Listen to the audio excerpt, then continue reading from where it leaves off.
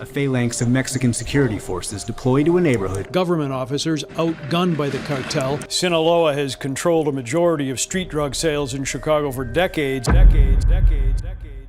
This is Ovidio Guzman Lopez. He became involved in one of the most powerful, violent, and largest cartels in Mexico's history at just 18 years old. He was responsible for orchestrating multiple assassinations, causing chaos on the streets, and managing sprawling drug operations while living a flashy lifestyle.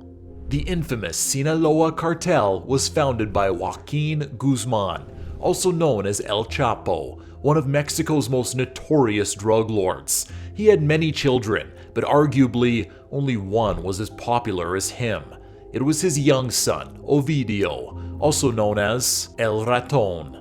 To understand how an ordinary 18-year-old rose within the powerful Sinaloa Cartel, let's explore his background. Ovidio's dad, Joaquin Guzman, grew up poor in Sinaloa and helped grow marijuana for local drug dealers. As Joaquin made his way up in the drug world, he teamed up with Miguel Gallardo, the leader of the Guadalajara cartel. When Gallardo got caught, Joaquin and some former members formed the Sinaloa Cartel. The Sinaloa Cartel quickly grew, trafficking drugs like cocaine, methamphetamine, marijuana, and heroin in the US and Europe. Joaquin became the top US drug trafficker, amassing wealth and power. With multiple partners and 11 children, including Ovidio from his second wife, Joaquin built a complex personal life. But in 1993, Joaquin's criminal activities caught up with him.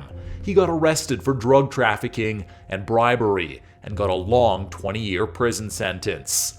Even though Joaquin was locked up, the Sinaloa Cartel didn't stop. His brother took charge, and Joaquin's children, including Ovidio, got involved too.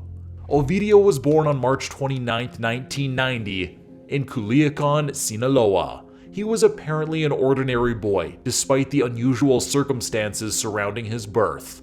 When he turned 5 years old, Ovidio was enrolled by his parents in Mexico City's Center for Education and Culture Ayusco, or CEYCA school. The premier institution was founded on the principles of the Legionnaires of Christ, a Roman Catholic religious group founded in Mexico in 1941. The school took pride in trying to nurture young children into honorable adults. It was a case of irony, however, as Ovidio would later reveal himself to be someone who was anything but honorable.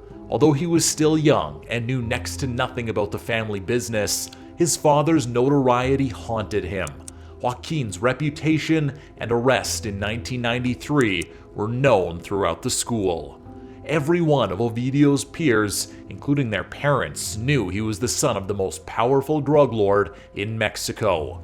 This led to him becoming an outcast, and he was excluded from school activities or parties.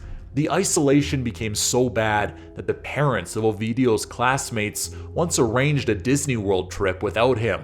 Learning about this, Griselda offered to pay for everyone's accommodations, just so they would include Ovidio. However, everyone still refused to be associated with him and his family.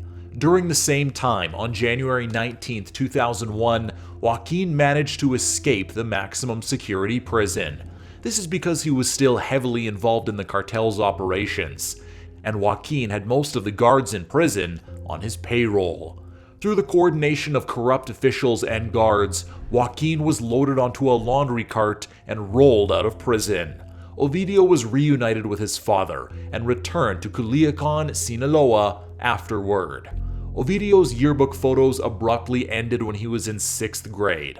Some assume his mother took him away from school because he was an outcast. In contrast, others claim Ovidio was being taught the nature of the family business during those times. Nevertheless, the specifics of what Ovidio did in the years of his young life remained unclear.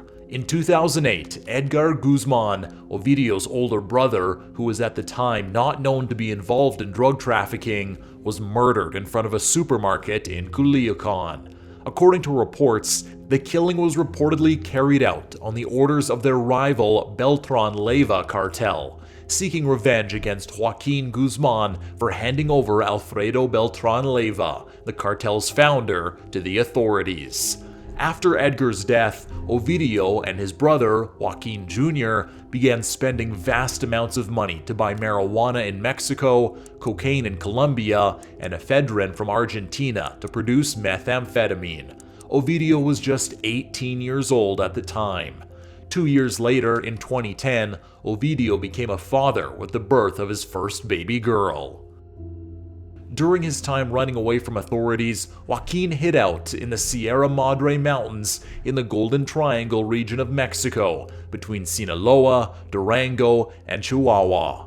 On February 22, 2014, law enforcement tracked down Joaquin at a beachfront hotel and apprehended him after a brief altercation.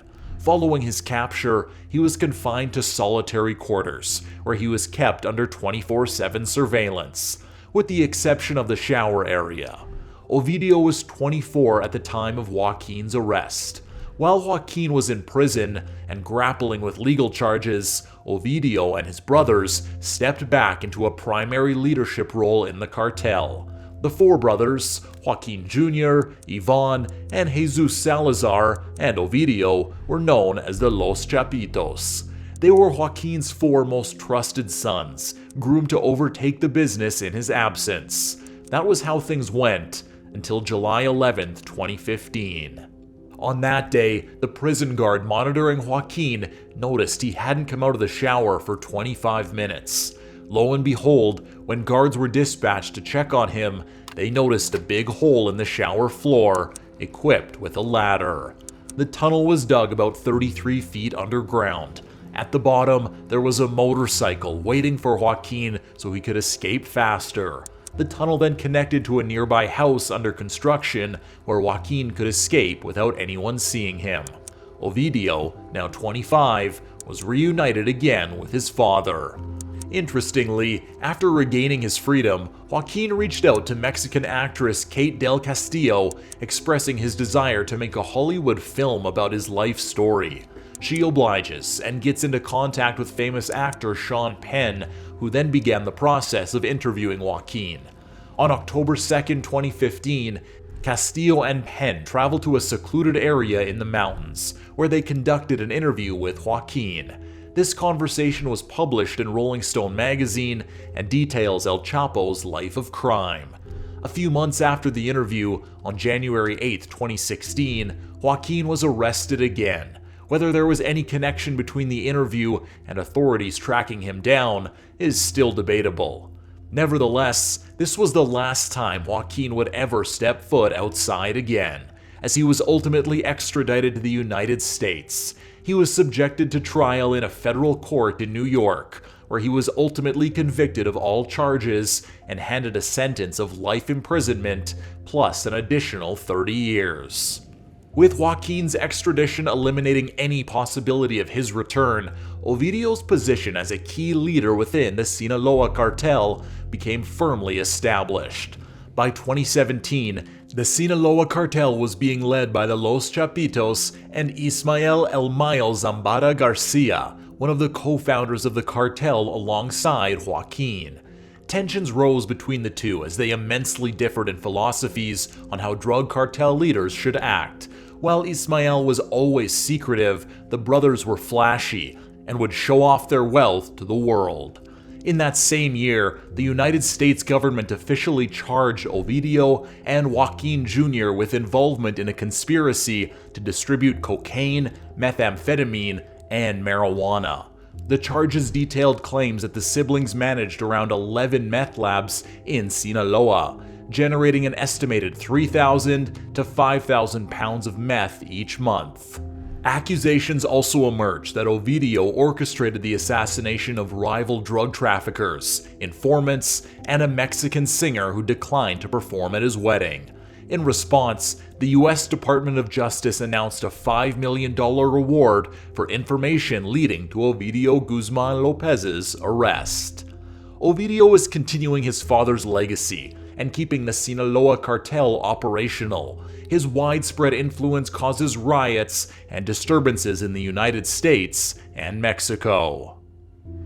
Thanks for watching. If you enjoyed this video, make sure to hit that subscribe button and turn on notifications by activating the bell icon.